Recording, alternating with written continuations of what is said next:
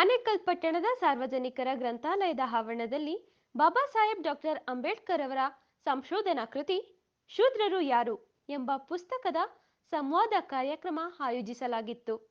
ಕಾರ್ಯಕ್ರಮದಲ್ಲಿ ಕರ್ನಾಟಕ ರಿಪಬ್ಲಿಕನ್ ಸೇನೆಯ ರಾಜ್ಯಾಧ್ಯಕ್ಷ ಜಿಗಣಿ ಶಂಕರ್, ಲೇಖಕರಾದ ಗೋಪಿನಾಥ್, ಹೋರಾಟಗಾರರಾದ ರಾವಣ, ಆರ್ಎಂಎನ್ ರಮೇಶ್, ಪ್ರಜ್ವಲ್, ವಕೀಲರ ಸಂಘದ ಅಧ್ಯಕ್ಷ ಪಟಾಪಟ್ ಪ್ರಕಾಶ್, ವಕೀಲರಾದ ಆನಂದ್ ಚಕ್ರವರ್ತಿ ಮತ್ತಿತರರು ಹಾಜರಿದ್ದರು.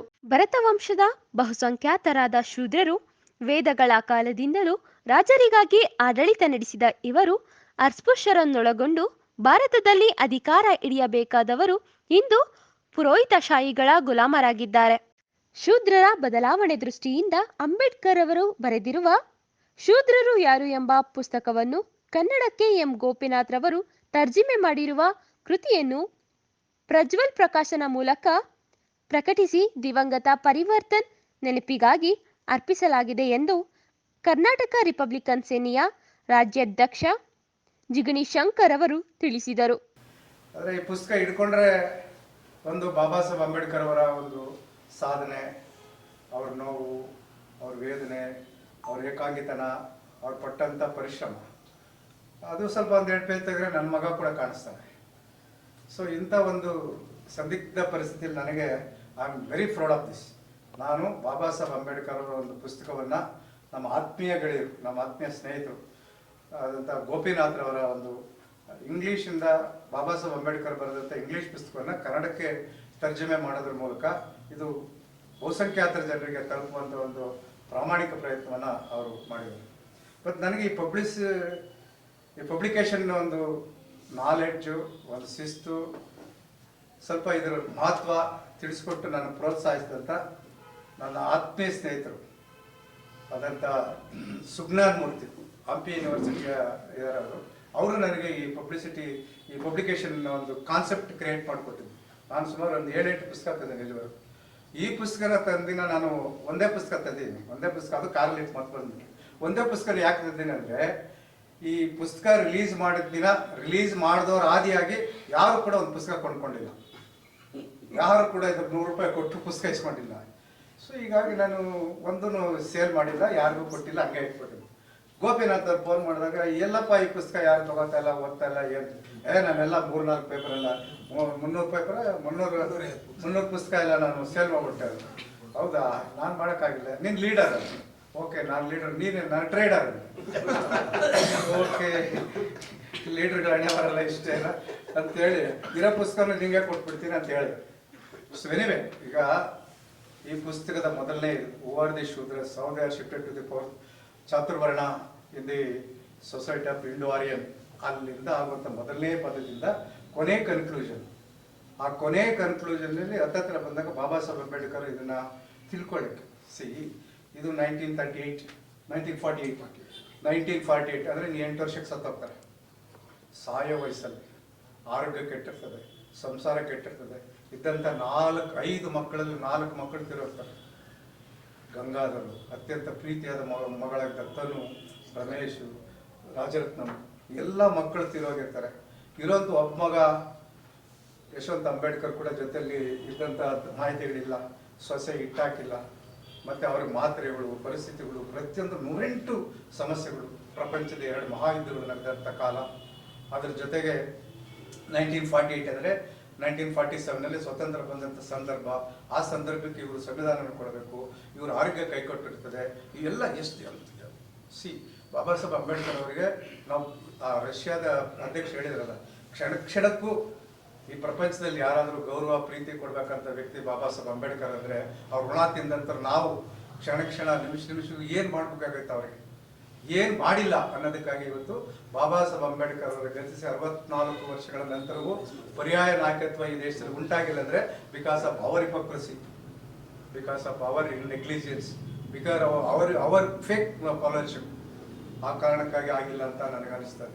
ಅದರಿಂದ ಈ ಪುಸ್ತಕದ ಪ್ರಾರಂಭದ ಆ ಪದ್ಯದಿಂದ ಕೊನೆಯವರೆಗೂ ಬಾಬಾ ಸಾಹೇಬ್ ಅಂಬೇಡ್ಕರ್ ಅವರು ಈ ವರ್ಣಾಶ್ರಮದ ಯುಗಾಂತರಗಳ ಈ ಯುಗಗಳ ಒಂದು ನಡೆದಿರ್ತಕ್ಕಂಥ ಎವಲ್ಯೂಷನ್ ಏನಾಗಿದೆ ಯಾಕೆ ಈ ಒಂದು ಶ್ರೇಣೀಕೃತ ಸಮಾಜ ಆಗಿದೆ, ಯಾಕೆ ಇದು ವಂಚಿತ ಸಮಾಜ ಆಗಿದೆ, ಯಾಕೆ ಶೂದ್ರರಾಗಿದ್ದಾರೆ, ಯಾಕೆ ಅತಿ ಶೂದ್ರರಾಗಿದ್ದಾರೆ, ಪಂಚಮರಾಗಿದ್ದಾರೆ, ಯಾವ ಕಾರಣಕ್ಕಾಗಿ ಇದಾಗಿದೆ ಅನ್ನೋದಕ್ಕೆ ಪ್ರಪಂಚದ ಜ್ಞಾನವನ್ನು ತಿಳ್ಕೊಳ್ಳಿಕ್ಕೆ, ಮತ್ತೆ ತನಗ ಭಾಷೆ ಅಲ್ಲದ ಇನ್ನೊಂದು ಭಾಷೆ ಸಾಂಸ್ಕೃತ ಇರೋದಕ್ಕೆ ಸಂಸ್ಕೃತವನ್ನು ಓದೋದ್ರ ಮೂಲಕ, ಸಂಸ್ಕೃತದ ಮೂಲಕ ಇಡೀ ಇದರ ಮೂಲ ಉಗಮ ವ್ಯಾಪ್ತಿ ಇದನ್ನು ತಿಳ್ಕೊಳ್ಳಿಕ್ಕೆ ಆ ಕಿಟಕಿ ಮೂಲಕ ಆ ಒಂದು ಒಂದು ಒಂದು ಒಂದು ದೊಡ್ಡ ಒಂದು ಜ್ಞಾನಲೋಕಕ್ಕೆ ಹೋಗಿ ಅಲ್ಲಿಂದ ಅವರು ಇಂಗ್ಲೀಷ್ನ ಅಷ್ಟೇ ಪ್ರಬುದ್ಧತೆಯಿಂದ ಈ ಟ್ರಾನ್ಸ್ಲೇಟ್ ಮಾಡಿದಂಥ ಆ ಸಂದರ್ಭಕ್ಕೆ ಅವರು ಕೊಟ್ಟಂಥ ಏಕಾಗ್ರತೆ, ಅವ್ರು ಕೊಟ್ಟಂಥ ಸಮಯ, ಅವ್ರಿಗಿದ್ದಂಥ ಬದ್ಧತೆ, ಅವ್ರು ಕೆಟ್ಟಂಥ ನಿದ್ದೆ, ಅವ್ರು ಕೊಟ್ಟಂಥ ಅವತ್ತಿನ ಆರ್ಥಿಕ ಪರಿಸ್ಥಿತಿ,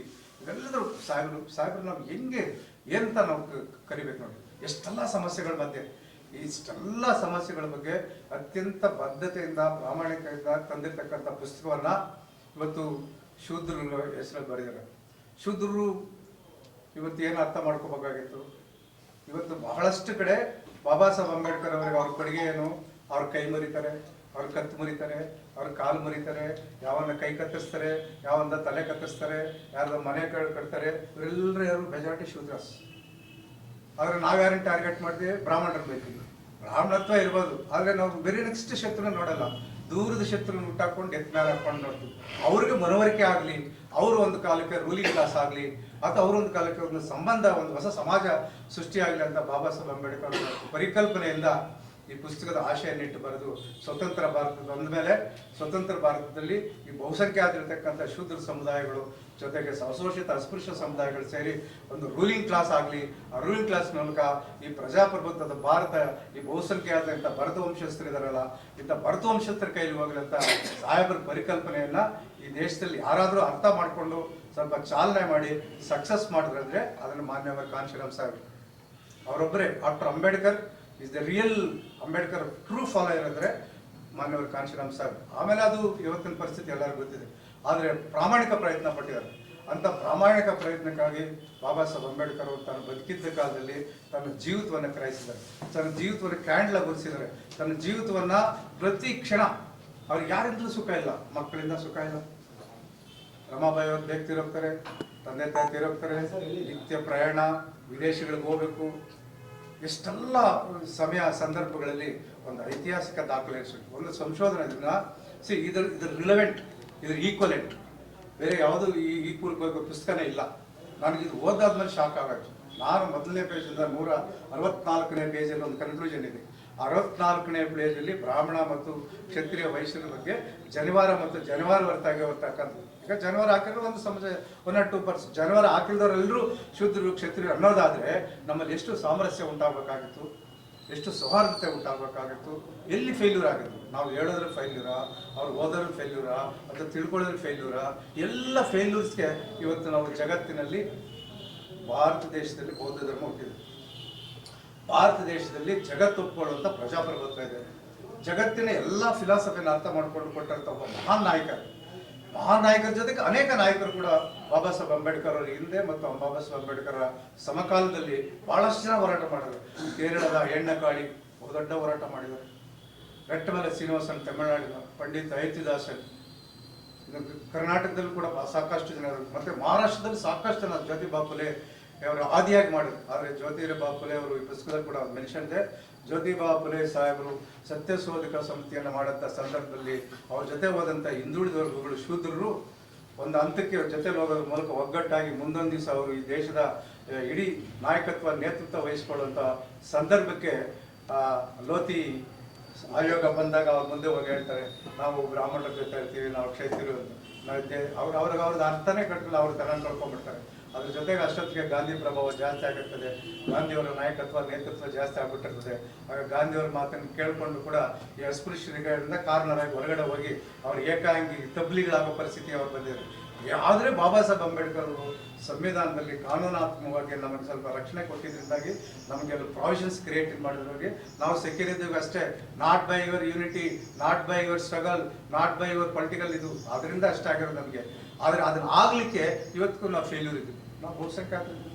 ಬಾಬಾ ಸಾಹೇಬ್ ಅಂಬೇಡ್ಕರ್ ಅವರು ಅತ್ಯಂತ ಜ್ಞಾನದಿಂದ ಅಷ್ಟು ಅವರಿಗೆ ಅತ್ಯುತ್ತಮವಾದಂಥ ಒಂದು ಪೀಕ್ ಆಗಿರ್ತಕ್ಕಂಥ ಒಂದು ಬದ್ಧತೆ ಇದ್ದಿದ್ದ ಕಾರಣಕ್ಕಾಗಿ ಕೇವಲ ಒಂದು ಕ್ಷಣ ಈ ಬಟನ್ ಒತ್ತೋದ್ರ ಮೂಲಕ ಸರ್ಕಾರ ರಚಿಸುವಂತ, ಸರ್ಕಾರ ಉರುಳುವಂತ, ಸರ್ಕಾರ ಹೇಳುವಂತ, ಸರ್ಕಾರಕ್ಕೆ ಹೋಗುವಂತ, ನೀನು ಓಟ್ ಕೇಳ್ಬೋದು, ಇನ್ನೊಬ್ಬನಿಗೂ ಓಟ ಕೇಳ್ಬೋದು ಅನ್ನೋ ಇದನ್ನ ಒಂದು ಮತದಾರರ ಹಕ್ಕು ಎಷ್ಟು ಸೂಕ್ಷ್ಮ ಕೊಟ್ಟಿದ್ದಾರೆ, ಎಷ್ಟು ಸಿಂಪಲ್ ಆಗಿ ಕೊಟ್ಟಿದ್ದಾರೆ. ಆ ಮೂಲಕ ನಾವು ಈ ಕಳೆದ 73 ವರ್ಷಗಳ ಸ್ವಾತಂತ್ರ್ಯದಲ್ಲಿ ಅಂತ ರೂಲಿಂಗ್ ಕ್ಲಾಸ್ ಆಗ್ಬೇಕಾಗಿತ್ತು. ಯಾಕಾಗಿಲ್ಲ? Because of our hypocrisy. ಯಾಕಾಗಿಲ್ಲ? ನಾವು ನಮ್ಮ ಸೋಂಬೇರಿತನದಿಂದ. ಯಾಕಾಗಿಲ್ಲ? ನಾವು ದ್ರೋಹ ಮಾಡ್ತದೆ ಅಂಬೇಡ್ಕರ್ ಅವರಿಗೆ. ನಾವು ಅಂಬೇಡ್ಕರ್ ಹೆಸರು ಹೇಳ್ಕೊಂಡು ಅಂಬೇಡ್ಕರ್ಗೆ ಎಷ್ಟು ಪ್ರಾಮಾಣಿಕವಾಗಿ ನಾವು ಬದ್ಧತೆಯಿಂದ ಇರಬೇಕಾಗಿತ್ತು ಅಷ್ಟು ಬದ್ಧತೆಯಿಂದ ಪ್ರಾಮಾಣಿಕವಾಗಿ ಇದ್ದಿದ್ದ ಕಾರಣಕ್ಕಾಗಿಯೇ ಇವತ್ತು ನಾವು ಈ ಪರಿಸ್ಥಿತಿಯನ್ನು ಸಫರ್ ಆಗ್ತಾ ಇರೋದು. ಈವನ್ ಟುಡೇ ಆ ಒಂದು ಪರಿಸ್ಥಿತಿಯನ್ನು ಹೋಗ್ಬೇಕಂತೇಳಿ ಬಾಬಾ ಸಾಹೇಬ್ ಅಂಬೇಡ್ಕರ್ ಅವರು ಶೂದ್ರರು ಮತ್ತು ಅಶೂದ್ರರು, ಅಸ್ಪೃಶ್ಯರು ಎಲ್ಲ ಒಟ್ಟಿಗಾಗಿ ಒಂದು ವರ್ಗ ಆಗಲಿ, ಒಂದು ರೂಲಿಂಗ್ ಕ್ಲಾಸ್ ಆಗಲಿ ಅಂತಕ್ಕಂಥ ಪರಿಕಲ್ಪನೆಯ ಒಂದು ಅಗಾಧವಾದ ಅತ್ಯುತ್ತಮವಾದ ಪುಸ್ತಕ ಇದು. ಈ ಪುಸ್ತಕ ನಾನು 2ನೇ ಸಾರಿ ಓದಿದ್ದು. ಈ ಪುಸ್ತಕ ಸದಾ ಓದಬೇಕು ಅನ್ಸುತ್ತೆ. ಸದಾ ನೀವು ಅದನ್ನು ಓದಿಲ್ಲ ಅಂದ್ರೆ ಬಾಬಾ ಸಾಹೇಬ್ ಅಂಬೇಡ್ಕರ್ ಅವರು ಆ ವಯಸ್ಸಲ್ಲಿ ಕೊಟ್ಟಂತ ಶ್ರಮಕ್ಕೆ ನಾವು ಅಗೌರವಿಸಿದಂಡು. ಅದರಿಂದ ದಯವಿಟ್ಟು ಈ ಪುಸ್ತಕ ಓದಿ. ಈ ಪುಸ್ತಕ ಓದಲಿ ಅನ್ನೋದಕ್ಕಾಗಿ ಬಹುಶಃ ಕರ್ನಾಟಕದಲ್ಲಿ ಯಾವ್ದಾದ್ರು ಇಂಥ ಒಂದು ಪ್ರಾಮಾಣಿಕ ಪ್ರಯತ್ನ ಇಂಥ ಒಂದು ಸೇರಿದಿರಿ ಅಂದ್ರೆ you are the first person. ನಾನು ಬೇರೆ ಯಾರ್ಯಾರಿಗೆ ಹೇಳಿದೆ, ಯಾರೂ ಮಾಡಿಲ್ಲ. ಅದೇನೋ ಅಚಾನಕ್ ನಮ್ಮ ಚಕ್ರವರ್ತಿ ಅವ್ರು ಫೋನ್ ಮಾಡ್ಬಿಟ್ರು. ನನ್ಗೆ ಖುಷಿ ಆಗ್ಬಿಡ್ತು, ನಾನು ನಂಬಿಲ್ಲ, ಅದಕ್ಕೆ ಲೇಟಾಗಿ ಬಂದೆ. ಮಾಡ್ತಾರ ಇಲ್ಲ ಆಗ್ತದೆ ಇಲ್ಲ, ಯಾಕಂದ್ರೆ ಯಾರು ಮಾಡಿಲ್ಲ, ಯಾಕಂದ್ರೆ ಈ ಪುಸ್ತಕ ಯಾರು ಕೊಂಡ್ಕೊಂಡಿಲ್ಲ.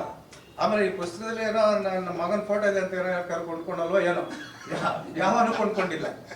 ಅಷ್ಟು ನೋವಿದೆ ನನಗೆ. ಆದರೆ ಈ ಪುಸ್ತಕ ಓಪನ್ ಮಾಡಿದಾಗ ಇಲ್ಲಿರೋರು ಯಾರೂ ಬಂದಿಲ್ಲ. ಇಲ್ಲಿರೋರು ಒಬ್ಬರು ಕೂಡ ಈ ಪುಸ್ತಕ ಉದ್ಘಾಟನೆ ಮಾಡಿದಾಗ ಬಂದಿಲ್ಲ. ಅದರದಲ್ಲಿ ಪ್ರಕಾಶ್ ಬಿಟ್ರೆ ಯಾರು ಬಂದಿಲ್ಲ. ನಾವು ಫೇಸ್ಬುಕ್ಕಲ್ಲಿ ಹಾಕಿದ್ವಿ, ವಾಟ್ಸಪ್ಪಲ್ಲಿ ಹಾಕಿದ್ವಿ. ನಮ್ಗೇನು ಅನ್ಸಲ್ಲ, ಯಾಕಂದ್ರೆ ಬಾಬಾ ಸಾಹೇಬ್ ಅಂಬೇಡ್ಕರ್ ಫಸ್ಟ್ 4 ಮಕ್ಕಳು ಕಳ್ಕೊಂಡ್ರು, ಏಕಾಗಿ ಕಳ್ಕೊಂಡ್ರು. ಖುದ್ದು ಯಶವಂತ್ ಅಂಬೇಡ್ಕರಲ್ಲೇ ಬಾಬಾ ಸಾಹೇಬ್ ಅಂಬೇಡ್ಕರ್ ಕಾಡರಂ ದೇವಸ್ಥಾನದ ಹೋರಾಟ ಮಾಡಿದ ಒಬ್ಬ ಕಾರ್ಯಕರ್ತ ಆ ರಥ ಹೇಳಿ ಹೋಗಿ ತೀರೋಗ್ತಾರೆ. ಅವ್ರ ಮಗಳು ಮದುವೆ ಆಗಂತ ಮಗನಿಗೆ ಹೇಳ್ತಾರೆ, ಮಗ ಒಪ್ಪಲ್ಲ, ಅಂಬೇಡ್ಕರ್ ಅವರಿಗೆ ಒಪ್ಪಲ್ಲ ಅವ್ರು. ಅದರಿಂದಾಗಿ ಅವ್ರಿಗೆ ಸಾಕಷ್ಟು ನೋವುಗಳು ಅನುಭವಿಸ್ತಾರೆ ಬಿಡಿ. ಆ ಬಾಬಾ ಸಾಹೇಬ್ ಅಂಬೇಡ್ಕರ್ ಅನುಸರಿಸಿ ಒಂದು ದಿನದ ನೋವು ನಮ್ಮ ವರ್ಷದ ನೋವು ಅದರಿಂದಾಗಿ ಬಾಬಾ ಸಾಹೇಬ್ ಅಂಬೇಡ್ಕರ್ ಅವರು ತನ್ನ ಕಣ್ಣುಗಳ ಮೂಲಕ ತನ್ನ ಶಕ್ತಿಯನ್ನ, ತನ್ನ ಜೀವ ಕಣ್ಣುಗಳನ್ನ, ತನ್ನ ಭವಿಷ್ಯವನ್ನ ಕೋಟ್ಯಾಂತರ ಜನರ ಅಸ್ಪೃಶ್ಯರ ವಿಮೋಚನೆಗಾಗಿ ಬರೆದಿರ್ತಕ್ಕಂಥ ಅನೇಕ ಪದಗಳು, ಅನೇಕ ಪುಸ್ತಕಗಳಲ್ಲಿ ಇದು ಕೂಡ ಬಂತು. ಅದರಿಂದಾಗಿ ಈ ಪುಸ್ತಕ ನಿಮ್ಮನ್ನು ಎಲ್ಲಿ ಕೊಂಡೊಯ್ತಂದ್ರೆ, ಎಷ್ಟು ಇದು ಅಸ್ಮಿತೆಯನ್ನ ಪ್ರಶ್ನೆ ಮಾಡುತ್ತಂದ್ರೆ, ಸೂರ್ಯ ಮತ್ತು ಭೂಮಿಯನ್ನ, ಅನಂತರ ಸಸ್ಯಗಳು, ಅನಂತರ ಪ್ರಾಣಿಗಳು, ಅನಂತರ ಆಗುತ್ತ ಅನೇಕ ಮಹರ್ಷಿಗಳದು. ಬಹಳ ಜನ ಬಾಬಾ ಸಾಹೇಬ್ ಅಂಬೇಡ್ಕರ್ ಕೆಟ್ಟದಾಗ ಹೆಂಗಾಗಿ ಅವ್ರ ಇತಿಮಿತಿ ತಕ್ಕಂಗೆ ದಡ್ಡಾಗಿ ಒಂಥರ ಬೇಗ ಆಗಿ ಕಾಮೆಂಟ್ ಮಾಡೋದು, ಬರೆಯೋದು ಮಾಡ್ತಾರೆ. ಅಂಬೇಡ್ಕರ್ ಅವರು ಇಸ್ ಅ ಓಷನ್. ಅವರೆಲ್ಲ ಅವ್ರು ಆ ಪರಿಕಲ್ಪನೆ ಇಲ್ಲ ಅಂದಿದ್ರೆ ವೇದಗಳ ಬಗ್ಗೆ ಯಾಕೆ ಅವರು, ವೇದಗಳ ಕಾಲದ ಪರಿಸ್ಥಿತಿ ಬಗ್ಗೆ ಯಾಕೆ ಇದು ಮಾಡೋರು, ಅಥವಾ ಅಲ್ಲಿನ ಋಷಿಗಳ ಬಗ್ಗೆ, ಮಹಾಭಾರತದ ಬಗ್ಗೆ ಕೂಡ ಒಂದು ವಿಮರ್ಶೆ ಮಾಡಿದ್ದಾರೆ, ತಿಳ್ಕೊಂಡಿದ್ದಾರೆ, ಎಷ್ಟು ಓದಿರ್ತಾರೆ, ಎಷ್ಟು ಇನ್ವಾಲ್ವ್ಮೆಂಟ್ ತಗೊಂಡಿರ್ತಾರೆ. ಅದರಲ್ಲೂ ಈ ದೇಶದ ಈ ದೇಶದ ಮೂಲದ ಸ್ಥಿತಿ ಏನಿತ್ತು. ಇವತ್ತು ದ್ರಾವಿಡ ಅಂತ ನಮ್ಮ ಸ್ನೇಹಿತರು ಕೂಡ ಹೇಳ್ತಾರೆ. ದ್ರಾವಿಡರನ್ನ ಹಿಂದಿನ ದಾಟಿ ಕೂಡ ಹೋಗಿರ್ತಕ್ಕಂಥ ಈ ಪುಸ್ತಕ ಓದಿ ನಿಮಗೆ ಬಹಳ ಕ್ಲಾರಿಟಿ ಬರ್ತದೆ. ಅದರಿಂದಾಗಿ ಬಾಬಾ ಸಾಹೇಬ್ ಅಂಬೇಡ್ಕರ್ ಅವರು ಪಟ್ಟಂತ ಪ್ರತಿದಿನದ ಕಷ್ಟ, ಪ್ರತಿ ಅಕ್ಷರ ನನಗೆ ಬಹಳ ಖುಷಿ ಆಯ್ತು. ಅಂದ್ರೆ ಕನಿಷ್ಠ ನನ್ನ ಜೀವಿತ ಕಾಲದಲ್ಲಿ ಇಂಥದ್ದು ಒಳ್ಳೆ ಉತ್ತಮವಾದಂಥ ಮುದ್ರಣವಾದ ಪುಸ್ತಕವನ್ನು ನಾನು ಪ್ರಿಂಟ್ ಮಾಡೋದಲ್ಲ. ಸೊ ಇದು ನಮಗಿರುವಂಥ ಸ್ವಲ್ಪ ಮಟ್ಟಿಗೆ ಆಯುಷನ್ನು, ಸ್ವಲ್ಪ ಮಟ್ಟಿಗೆ ಜ್ಞಾನವನ್ನು, ಸ್ವಲ್ಪ ಮಟ್ಟಿರ್ತಕ್ಕಂಥ ಆರ್ಥಿಕ ಪರಿಸ್ಥಿತಿಯನ್ನು ಒಂದು ಸರಿಯಾದ ರೀತಿಯಲ್ಲಿ ಬಳಕೆ ಮಾಡಿದ್ರೆ ಕೂಡ ಅದು ಕೂಡ ವೇಸ್ಟೇ. ಈಗ ಬದುಕು ಎಷ್ಟು ನಶ್ವರ ಆಗಿದೆ ಎಲ್ಲರಿಗೂ ಗೊತ್ತಿದೆ. ಬದುಕು ಎಷ್ಟು ನಶ್ವರ ಆಗಿರೋ ಜೊತೆಗೆ ಬಾಬಾ ಸಾಹೇಬ್ ಅಂಬೇಡ್ಕರ್ ಅವರ ಸ್ವಲ್ಪ ದಿನ ಅವ್ರ ಅಕೌಂಟಲ್ಲಿ ಎಷ್ಟಿತ್ತು, ಅವ್ರ ಪರಿಸ್ಥಿತಿ ಹೆಂಗಿತ್ತು, ಅವ್ರ ಆರ್ಥಿಕ ಮುಗ್ಗಟ್ಟು ಹೆಂಗಿತ್ತು, ಅವ್ರು ಎಷ್ಟೋ ಸಾರಿ ಕಾನ್ವರ್ಸೇಷನ್ ಮಾಡೋದು, ಅವ್ರ ಕುಟುಂಬದ ಬಗ್ಗೆ ಎಲ್ಲೂ ಕಾನ್ವರ್ಸೇಷನ್ ಮಾಡಿರ್ತಕ್ಕಂಥ ಲೇಖನಗಳಿಲ್ಲ, ಪತ್ರಗಳಿಲ್ಲ. ಆದ್ರೆ ಅವ್ರ conversation only with people education society ಬಗ್ಗೆ ಇದು ಮಾಡಿದರೆ, ಮತ್ತು ಕೊನೆಯ ಕಾಲದಲ್ಲಿ ಅವ್ರು ಸಾಯೋವರೆಗೂ ಆ ಮನೆ ಸಾಲ ತೀರ್ಸೋಕ್ಕಾಗದ ಅಂತ ಮನೇಲಿ ಸಾಲ ಕಟ್ಟಿ ಬಿಟ್ಟೋಗಿರ್ತಾರೆ. ಜೀವನದುದ್ದಕ್ಕೂ ಪ್ರತಿ ಕ್ಷಣ ಪ್ರತಿ ಇದಕ್ಕೂ ಅವಮಾನ ಅನುಭವಿಸಿದಂಥ ಒಬ್ಬ ಮಹಾನ್ ನಾಯಕನನ್ನು ನಾವು ಇವತ್ತು ನಾವೇ ಅವ್ರನ್ನ ಅಪೂರ್ಣಗೊಳಿಸ್ತೀವಿ. ಅಂದರೆ ಬಾಬಾ ಸಾಹೇಬ್ ಅಂಬೇಡ್ಕರ್ ಅವರು ಕೊಡಬೇಕಾದಂಥ ಮಾನ್ಯತೆ, ಜಾಗ, ಸ್ಥಳ, ಟೈಮು ಎಲ್ಲೆಲ್ಲ ಹಾಕ್ತೀವಿ ನಾವು. ಬಾಬಾ ಸಾಹೇಬ್ ಅಂಬೇಡ್ಕರ್ ಅವ್ರ ಫೋಟೋಗಳು ಎಲ್ಲೆಲ್ಲಿ ಕಾಣಿಸ್ತವೆ, ಎಲ್ಲೆಲ್ಲಿ ಕಾಣಿಸ್ಬಾರ್ದು ಅಂಥ ಜಾಗಗಳಲ್ಲೆಲ್ಲ ಕಾಣಿಸ್ತವೆ. ಯಾರು ಕೊನೆ ಇದಕ್ಕೆ ಅಂದರೆ ನಾವೆಷ್ಟು ಮಾಡ್ತೇವೆ. ಅಯ್ಯಣ್ಣ ಕಾಳಿ ಮತ್ತು ನಾರಾಯಣಗುರು ಇಬ್ಬರು ಸಮಕಾಲೀನರು. ನಾರಾಯಣಗೌಡರಿಗೆ ಅವ್ರ ಭಕ್ತರು ಅವ್ರ ಜೊತೆರು ವ್ಯವಸ್ಥಿತವಾಗಿರ್ತಾರೆ. ಅವರು ರಸ್ತೆಯಲ್ಲಿ ನಡ್ಕೊಂಡು ಹೋಗ್ತಾ ಇರ್ತಾರೆ, ಎತ್ತಿನ ಗಾಡಿ ನಡ್ಕೊಂಡು ಎತ್ತಿನ ಗಾಡಿಯಲ್ಲಿ ನಾರಾಯಣಗೌಡರು ಹೋಗ್ತಾ ಇರ್ತಾರೆ. ಪಕ್ಕದಲ್ಲಿ ಇವರು ಹೋಗ್ತಾರೆ, ಒಂದು 10 ಜನ. ಅಂದರೆ Ayyanna Kali white and white ಹಾಕ್ಕೊಂಡು ಯೂನಿಫಾರ್ಮ್ ಬಾಡಿ ಗಾರ್ಡ್ಸ್ ಇಟ್ಕೊಂಡು, ಯಾಕಂದ್ರೆ ಅವತ್ತು ರೋಡ್ಗಳ ಪ್ರವೇಶಕ್ಕೆ ಅವಕಾಶ ಇರಲ್ಲ. ಆ ರೋಡ್ಗೆ ಅವನು ದಿಮಾಕಿಂದ ಧೈರ್ಯದಿಂದ ಅವನು ಅಯ್ಯಣ್ಣ ಕಾಳಿ ಹೋಗ್ತಾ ಇರ್ತಾರೆ. ಇವರು ಇದ್ರ ಗಾಡಿಯಲ್ಲಿ ನೋಡ್ಬಿಟ್ಟು ಯಾರು ಅವ್ರ ಅಂತ ಕೇಳ್ತಾರೆ, ಅಯ್ಯಣ್ಣ ಕಾಳಿ ಅಂತ. ಅಯ್ಯಣ್ಣ ಕಾಳಿನ ಕೇಳಿದ್ದೀನಿ, ಮಾತಾಡ್ಬೇಕಿಂತ ಟೈಮ್ ನೋಡಿ ಅಂತ ಹೇಳ್ತಾರೆ. ಅವರಿಬ್ಬರು ಸಮಕಾಲ. ಆದರೆ ಇವತ್ತು ಹೇಳುವ ಸಮಾಜ, ಈಡಿಗೆ ಸಮಾಜ ಬರುತ್ತಲ್ಲ, ಈಡಿಗೆ ಸಮಾಜದವರು ಮಹರ್ಷಿ ನಾರಾಯಣ ಗುರುವರನ್ನು ಯಾವ ಸ್ಥಾನದಲ್ಲಿ ಇಟ್ಟಿದ್ದಾರೆ, ಎಷ್ಟು ಗೌರವ ಕೊಡ್ತಾರೆ. ಅವ್ರು ಕಾಂಟ್ರವರ್ಸಿ ಮಾಡ್ತಾರ, ಅವ್ರನ್ನೇನೋ ಬೇರೆ ವಾದ, ಆ ವಾದ, ಈ ವಾದ, ಆ ಬೀದಿ ಅಂತ ಏನೋ ಮಾಡ್ತಾರೆ ಅವ್ರಿಗೆ. ಎಷ್ಟು ಅದೇ ಸಮಕಾಲದಲ್ಲಿರ್ತಕ್ಕಂಥ ಅಯ್ಯಣ್ಣ ಕಾಳಿಯವ್ರದ್ದು ನಮ್ಮವ್ರು ಎಷ್ಟೋ ಜನಕ್ಕೆ ಗೊತ್ತೇ ಇಲ್ಲ, ಎಷ್ಟೋ ಜನ ತಿಳ್ಕೊಂಡಿಲ್ಲ, ಎಷ್ಟೋ ಜನ ಓದಿಲ್ಲ. ನಾವು ನಮ್ಮ ಪೂರ್ವಿಕರಿಗೆ, ನಾವು ನಮ್ಮ ಇವತ್ತಿನ ಪರಿಸ್ಥಿತಿಗೆ ತ್ಯಾಗ ಮಾಡಿದಂಥ, ಬದುಕನ್ನು ಕಳ್ಕೊಂಡಂಥ ಪೂರ್ವಿಕರು ನಾವು ಕೊಡ್ತಕ್ಕಂಥ ಗೌರವ. ಅದಕ್ಕೆ ಸಮಟೈಮ್ಸ್ ವಿ ಆರ್ ದಿ ಹಿಪೋಕ್ರೆಟಿಕ್ಸ್. ಇವತ್ತು ನಮ್ಗೆ ಇರ್ತಕ್ಕಂಥ ಅನ್ಯಾಯ, ಅಸಮಾನತೆ, ಅಜ್ಞಾನ ಇವೆಲ್ಲದೂ ಕೂಡ ನಮ್ಮೊಬ್ಬರಿಗೆ ಏನಿಲ್ಲ. ಇಂಥ races there are in the world, there are in the different places the world. ಪ್ರಪಂಚದ ಹಲವು ಭಾಗಗಳಲ್ಲಿ ಇಂಥ ತಳಿಗಳಿದ್ದಾವೆ, ಇಂಥ ಅಸಮಾನತೆ ಇದೆ. ಅಂಥ ಅಸಮಾನತೆಗಳು 1 ಡಿಕೆಡ್ 2 ಡಿಕೆಡ್ ಅಟ್ಲೀಸ್ಟ್ 1000, 2000, 3000 ವರ್ಷಗಳಲ್ಲಿ ಲಿಬರೇಟ್ ಆಗಿದೆ. Why you are not liberated? Why you are not liberated? ನಾವು ನಮ್ಮ ಬಗ್ಗೆ ನಾವು ಯೋಚನೆ ಮಾಡ್ಕೊಂಡಿದ್ದೀವಿ. ವೈ? ಎಲ್ಲರೂ ಲಿಬರೇಟ್ ಆಗ್ತಾರೆ. ಸಣ್ಣ ಸಣ್ಣ ಸಮಾಜಗಳವರೆಗೂ ಇವತ್ತು ಬೆಂಗಳೂರಲ್ಲಿ ಒಂದು ದೊಡ್ಡ ದೊಡ್ಡ ಭವನಗಳಿದ್ದಾವೆ. ಸಣ್ಣ ಸಣ್ಣ ಸಮಾಜಗಳಿಗೆ ಇವತ್ತೊಂದು ನಿಗಮಗಳಿದ್ದಾವೆ. ಸಣ್ಣ ಸಣ್ಣ ಸಮಾಜಗಳು ನಾವು ಬೇಕಾದ್ರೆ CM ಆಗ್ಬೋದು ಅಂತ CM ಆಗ್ತಾರೆ. ಸಣ್ಣ ಸಣ್ಣ ಸಮಾಜಗಳು ಇವತ್ತು ಹೇಳಿದ್ದು ಸರ್ಕಾರದಲ್ಲಿ ನಡೀತದೆ. Why you are not? Why not you?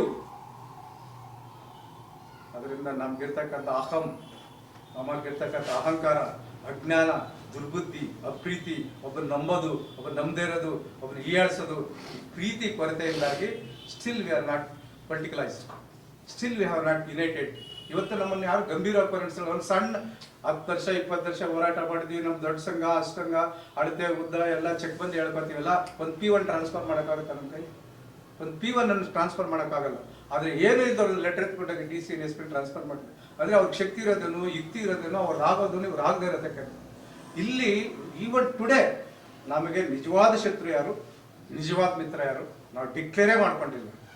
ಆ ಡಿಕ್ಲರೇಷನ್ ಕೊರತೆಯಿಂದಾಗಿ ಅದಕ್ಕೂ ಅಜ್ಞಾನದ ಪರಮಾವಧಿನೇ. ಅದಕ್ಕಾಗಿ ಇಂಥ ಸಂದರ್ಭಕ್ಕೆ ವಿಶೇಷವಾಗಿ ಈ ಭಾಗದಲ್ಲಿ ಸಾಹಿತ್ಯಿಕ ಚಟುವಟಿಕೆಗಳು ಇಲ್ಲ. ಒಂದು ವೇಳೆ ಸಾಹಿತ್ಯಿಕ ಚಟುವಟಿಕೆಗಳು ಮಾಡಿದ್ರು ನಗಾಡ್ತಾರೆ. ಈಗ ಆನೆಕಲ್ಲರು ಬುಕ್ಕುಗಳು ಇದೆಲ್ಲ. ಆನೆಕಲ್ಲು ಅಂದರೆ ಹೊಡೆದಾಡೋರು, ಬೆಳೆದಾಡೋರು, ಸ್ಟ್ರೈಕ್ ಮಾಡೋರು, ಪಂಚಾಯತರು, ದಿನ ಮೆರವಣಿಗೆ ಮಾಡೋರು, ದಿನ ಯಾರ್ಯಾರು ಕರ್ನಾಟಕದಲ್ಲಿ ಒಂದು ಧರಣಿ ಮಾಡಿಲ್ಲ ಅಂದರೂ ಚೌಡರೆಡ್ಡಿ ಸರ್ಕಾರದಲ್ಲಿ ಒಂದು ಧರಣಿ ನಡೀತದೆ.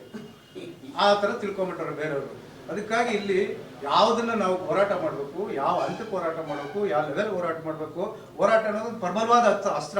ಅದೇ ಒಂದು ಪ್ರಬಲವಾದ ಅಸ್ತ್ರನ ಜಸ್ಟ್ ಲೈಕ್ ದಟ್ ಅವ್ರು ಮಾಡೋದಂತ ಇವ್ರು ಮಾಡೋದಂತ ಮತ್ತೊಬ್ಬರು ಮಾಡೋದು, ಇನ್ನೊಂದು ಫೈಟ್, ಇನ್ನೊಂದು ಕಾಂಪಿಟೇಷನ್. ಮೋಸ್ಟ್ಲಿ ಇಡೀ ರಾಜ್ಯದಲ್ಲಿ ಆನೇಕಲ್ ತಾಲೂಕಲ್ಲಿರ್ತಕ್ಕಂಥ ಇನ್ನರ್ ಫೈಟ್, ಆನೇಕಲ್ ಇರ್ತಕ್ಕಂಥ ಕಾಂಪಿಟೇಷನ್ ಬೇರೆ ಯಾವ ವಿಧಾನಸಭಾ ಕ್ಷೇತ್ರದಲ್ಲಿ ಇಲ್ಲ. ವೈ? ಇವತ್ತು ಕೋಲಾರದಲ್ಲಿ ಎಂತೆಂಥ ಅದ್ಭುತವಾದ ಕ್ರಿಯೇಟಿವಿಟಿ ಇದೆ, ಶಿವಮೊಗ್ಗದಲ್ಲಿದೆ, ಹಾಸನದಲ್ಲಿದೆ. ಇವೆಲ್ಲದಕ್ಕಿಂತ ಕ್ರಿಯೇಟಿವಿಟಿ ಆನೇಕಲ್ಗೆ ಇರೋದು. ನೀವು BSP ಹೋದರೆ BSP ಸಕ್ಸಸ್, DSS ಹೋದರೆ DSS ಸಕ್ಸಸ್. ನೀವು ಯಾವ ಪೊಲಿಟಿಕಲ್ ಹೋದ್ರೆ ಆ ಸಕ್ಸಸ್ ಆಗ್ತದೆ. ಬಟ್ ನಿಮ್ಮನ್ನೆಲ್ಲ ಯೂಸ್ ಮಾಡ್ಕೊತಾರೆ. ಯೂಸ್ ಮಾಡ್ಕೊಂತ ಇವ್ರ ಲೀಡರ್. ಹಾಗಾಗಿ ಏನಾದರೂ ಆಗಲಿ, ನಾನು ಅನಿಸಿದ್ದನ್ನ ಮುಕ್ತವಾಗಿ ನಾನು ಮಾತಾಡಿದ್ದೀನಿ. ಆದರೆ ವಿಶೇಷವಾಗಿ ಇಂಥ ಒಂದು ಸಾಹಿತ್ಯ ಚಟುವಟಿಕೆಗಳು, ಇಂಥ ಪುಸ್ತಕಗಳ ಬಗ್ಗೆ ವಿಮರ್ಶೆಗಳು, ಸಂವಾದಗಳು ಇವೆಲ್ಲೂ ಆಗಬೇಕು. ಇದಾದಾಗಲೇ ನಮಗೆ how to read the book, how to store the book. ಇವತ್ತು ನನ್ನ ಹತ್ರ 100 ಪುಸ್ತಕ ನಾನು ಬಸವ ಲೈಬ್ರರಿ ಕೊಟ್ಬಿಟ್ಟೆ. ಅದು ನಾನು 100 ಪುಸ್ತಕ ಇಟ್ಕೊಂಡೇ ಇದ್ದೆ. 100 ಪುಸ್ತಕ ನಾನೊಬ್ಬರು ಬಿಟ್ಟರೆ ಯಾರು ಮುಟ್ಲೇ ಇಲ್ಲ, ಯಾರು ನೋಡಲೇ ಇಲ್ಲ, ನೋಡ್ದಿಲ್ಲ. ಅಂದರೆ ವೇಸ್ಟ್. ಇಲ್ಲಿರೋ ಭಾಗದಲ್ಲಿ ಬೇರೆ ಜಾಗದಲ್ಲಿ ಇರಬೇಕು. ನಾನು ಲೈಬ್ರರಿ ಡೊನೇಟ್ ಮಾಡಿಬಿಟ್ಟೆ. ಆದರೆ ಪುಸ್ತಕ ಎಲ್ಲರೂ ಇಡ್ರಿ, ಪುಸ್ತಕ ಎಲ್ಲರ ಮನೇಲಿ ಇಡ್ರಿ. ಪುಸ್ತಕನೇ ನಿಮಗೆ ಹೈಯೆಸ್ಟ್ ಕ್ಲಾರಿಟಿ ಕೊಡ್ತಕ್ಕಂಥದ್ದು. ಬುಕ್ ಇದೆಯಲ್ಲ, ಅದರಷ್ಟು ಕ್ಲಾರಿಟಿ ಯಾವುದು ಕೊಡೋದಿಲ್ಲ. ಅದರಲ್ಲೂ ವಿಶೇಷವಾಗಿ ಬಾಬಾ ಸಾಹೇಬ್ ಅಂಬೇಡ್ಕರ್ ಅವರ ಸಾಹಿತ್ಯ ಇದೆಯಲ್ಲ, ಅದು ಬಹುದೊಡ್ಡ ಕ್ರಿಯೇಟಿವಿಟಿ ಕೊಡ್ತಕ್ಕಂಥದ್ದು. ಬಹುದೊಡ್ಡ ಕ್ರಿಯೇಟಿವಿಟಿ. ಈಗ ಒಂದು ಪರ್ವ ಸ್ಟಾರ್ಟ್ ಆಗಿದೆ. ಈ ಮಹಾನಾಯಕ ದೃಶ್ಯ ಮಾಧ್ಯಮ ಬಂದ ಮೇಲೆ ಒಂದು ಹೊಸ ಚೇತನ, ಒಂದು ಹೊಸ ಬದಲಾವಣೆ, ಹೊಸ ಜನರೇಷನ್, ಒಂದು ಹೊಸ ಆಟೋಮಿಕ್ ಫ್ಲೋ ಕ್ರಿಯೇಟ್ ಆಗಿದೆ. ಆಟೋಮಿಕ್ ಫ್ಲೋ ಅಂದರೆ ಬಾಬಾ ಸಾಹೇಬ್ ಅಂಬೇಡ್ಕರ್ ಬದುಕಿದ್ದಲ್ಲಿ ಬಹುದೊಡ್ಡ ಜನಾಂದೋಲನ ಆಗದೇ ಇರ್ಬೋದು. ಅವತ್ತಿನ ಅನೇಕ ಕಾರಣಗಳು. ಬಾಬಾ ಸಾಹೇಬ್ ಅಂಬೇಡ್ಕರ್ ಸಾಹಿತ್ಯಗಳಿಂದ ಆಗದೇ ಇರ್ಬೋದು, ಅದಕ್ಕೆ ಬೇರೆ ಕಾರಣಗಳು. ಅಥವಾ ಬಾಬಾ ಸಾಹೇಬ್ ಅಂಬೇಡ್ಕರ್ ಹೆಸರು ಸಂಸ್ಥೆಗಳು ಮಾಡ್ತಾ ಇರ್ಬೋದು. ಆದರೆ ಇವತ್ತು ದೃಶ್ಯ ಮಾಧ್ಯಮ ಮಹಾನಾಯಕ ಒಂದು ಸೀರಿಯಲ್ ಬರೋದ್ರಿಂದಾಗಿ ಸ್ಪಾಂಟೇನಿಯಸ್ ಆಗಿ ಅವ್ರು ಯಾರು ಕಾಯ್ತಾನೆ ಇಲ್ಲ. ಅಂದ್ರೆ ಬಾಬಾ ಸಾಹೇಬ್ ಅಂಬೇಡ್ಕರ್ ಅವರಿಗೆ ಅಷ್ಟು ದೊಡ್ಡ ಶಕ್ತಿ ಇದೆ. ಬಾಬಾ ಸಾಹೇಬ್ ಅಂಬೇಡ್ಕರ್ ಅವರಿಗೆ ಬದುಕಿರೋ ಅಂಬೇಡ್ಕರ್ ಅವರಿಗಿಂತ ಮರಣೋತ್ತರ ಅಂಬೇಡ್ಕರ್ ಮೋಸ್ಟ್ ಪವರ್ಫುಲ್ ಅನ್ನೋದಕ್ಕೆ ಈಗ ಮಹಾನಾಯಕ ಪೀಠದಲ್ಲಿ ಊರೂರಲ್ಲೂ ಯುವಕರು ಇವತ್ತು ಸ್ಪಾಂಟೇನಿಯಸ್ ಆಗಿ ಸ್ಪಂದಿಸ್ತಾರೆ, ದಾಖಲಿಸ್ತಾರೆ, ಬೋರ್ಡ್ ಹಾಕ್ತಾರೆ. ಬೇಕೇ ಮೇ ಬಿ ಅವರು TRPಗೋ ಅಥವಾ ಇನ್ನೊಂದಕ್ಕಾಗೋದು. ಪ್ರತಿಯೊಂದನ್ನು ಹಿಂಗೆ ವಿಮರ್ಶೆ ಮಾಡ್ತಾ ಹೋದ್ರೆ ಏನು ಮಾಡೋಕ್ಕಾಗದೆ ನಾವು ಯಾಕೆ ಅನ್ಕೊಂಡು ಈ ಸರ್ಕಲ್ ಸುತ್ಕೊಂಡಿರೋದು. ಅದಲ್ಲ, ಒಂದು ಅಲೋ ಮಾಡಬೇಕು. ಒಂದು ಅಲೋ ಮಾಡಿ ಡಿಸ್ಕಷನ್ಗಳು ಕೊಟ್ಟು ಅದನ್ನು ಮಾಡೋದ್ರಿಂದಾಗಿ ಈ ವಿಚಾರ ವಿಶೇಷವಾಗಿ ನನಗನ್ಸಿರೋದು 73 ವರ್ಷದ ಈ ಸ್ವತಂತ್ರದ ಅನುಭವದಲ್ಲಿ ಈ ದೇಶಕ್ಕೆ ಈ ಒಂದು ಸಂದರ್ಭಕ್ಕೆ ಇವತ್ತು ಈ ಮಹಾನಾಯಕ ಚಿತ್ರದ ಮೂಲಕ ಬಹಳಷ್ಟು ಜನ ಅಂಬೇಡ್ಕರ್ ಅವರನ್ನ ತಲುಪಿದ್ದಾರೆ. ಅಂಬೇಡ್ಕರ್ ಕೂಡ ಅವರನ್ನ ಮುಟ್ಟಿದ್ದಾರೆ, ತಟ್ಟಿದ್ದಾರೆ. ಇವತ್ತಿಗೂ ಟುಡೇ ಹೋಗಿ 100 ಮನೆ ಇದ್ರೆ 10 ಮನೆಯಲ್ಲೂ ಕೂಡ ಅಂಬೇಡ್ಕರ್ ಫೋಟೋ ಇರಲ್ಲ. 100 ಮನೆ ಒಂದು ಕಾಲೋನಿಯಲ್ಲಿ ಚೆಕ್ ಮಾಡಿ, 10 ಮನೆಯಲ್ಲೂ ಕೂಡ ಅಂಬೇಡ್ಕರ್ ಫೋಟೋ ಇರಲ್ಲ. 108 ಫೋಟೋ ಇದ್ರು ನಾವೆಲ್ಲ ಕೇಳ್ತೀವಿ ಅಂತ ಹೇಳಿ ಒಂದು ಹ್ಯಾಂಡಲ್ ತೋರಿಸ್ತಾರೆ, ಇಲ್ಲ ಒಂದು ಚಿಕ್ಕ ಫೋಟೋ ತೋರಿಸ್ತಾರೆ. ಅಂದ್ರೆ ಅವ್ರು ಕಮಿಟ್ಮೆಂಟ್ ಆಗಿ ಇಟ್ಟಿರ್ತಕ್ಕಂಥದ್ದಲ್ಲ. ಬಟ್ ಬೇರೆ ಹಂಗಲ್ಲ. 14ನೇ ಶತಮಾನದಲ್ಲಿ ಒಂದು ಸಿಖ್ ಧರ್ಮ, ಗುರುನಾನಕ್ ಅವರು 14ನೇ ಶತಮಾನದಲ್ಲಿ ಬಂದಂತ ಸಿಖ್ ಧರ್ಮ ಇವತ್ತು ಪ್ರಪಂಚದ ಧರ್ಮ ಆಗಿದೆ. Because of the discipline, because of purity. ನಾವು ಗುರುದ್ವಾರಕ್ಕೆ ಹೋದಾಗ ಅಲ್ಲಿರ್ತಕ್ಕ ಇವತ್ತು ನಾನು ನೋಡಿ ಬಹಳ ಸಂತೋಷ ಆಯ್ತ್ರಿ. ಚಪ್ಪಲಿ ನೀಟಾಗಿ ಬಿಟ್ಟಿದ್ರಿ, ನಾನು ನೀಟಾಗಿ ಬಿಟ್ಟು ಬಂದೆ. ಅದು ಕೂಡ ಒಂದು ಸಿಸ್ಟಮ್. ಒಂದು ಸಭೆ ಇಲ್ಲಿ ಶಕ್ತಿ ಬರ್ಬೇಕಾದ್ರೆ ನಡಿಬೇಕಾದ್ರೆ ಅಲ್ಲಿ ಎಂಟ್ರೆನ್ಸೇ ಕರೆಕ್ಟ್ ಆಗಿರ್ಬೇಕು. ಈಗ ನಾವು ಆ ಥರದ ಒಂದು ಶಿಸ್ತುಬದ್ಧತೆ ಇರತಕ್ಕಂಥ ಸಮಾಜಗಳು, ಧರ್ಮಗಳು, ಜಾತಿಗಳು ಇವತ್ತು ಮುಂದುವರಿದ್ರೆ ಪ್ರಪಂಚದ ಧರ್ಮಗಳಾಗಿದ್ರೆ ಭಗವಾನ್ ಬುದ್ಧರ 70 ಅಡಿ ಇರ್ತಕ್ಕಂಥ ಶಿಲೆ ಆಫ್ಘಾನಿಸ್ತಾನದಲ್ಲಿ ಉದ್ದೇಶಪೂರ್ವಕವಾಗಿ ನಮ್ಮದೇ ಸ್ವರ್ಗ, ನಮಗಿಂತ ಇನ್ನೊಂದಿಲ್ಲ, ಅದರಿಂದಾಗಿ ಇಲ್ಲಿ ಭಗವಾನ್ ಬುದ್ಧರ ಸ್ಟ್ಯಾಚು ಇರಬಾರ್ದು, ಅದನ್ನ ಒಡೆದಾಕ್ತೀವಿ ಅಂತ ಪ್ರಪಂಚಕ್ಕೆ ಚಾಲೆಂಜ್ ಮಾಡಿದಾಗ ಇಡೀ ಪ್ರಪಂಚ ತಾಲಿಬಾನ್ನ ಏನು ಮಾಡ್ಕೊಳಕ್ಕಾಗಿಲ್ಲ. ಒಂದು ವಾರ ಕಾಲ ಅವರು ಶುಟ್ರು. ಅವತ್ತಿದ್ದಂಥ ಮನಮೋಹನ್ ಸರ್ಕಾರ ಕೂಡ ಸ್ಟ್ರಾಂಗ್ ಆಗಿ ಹೇಳಿಲ್ಲ.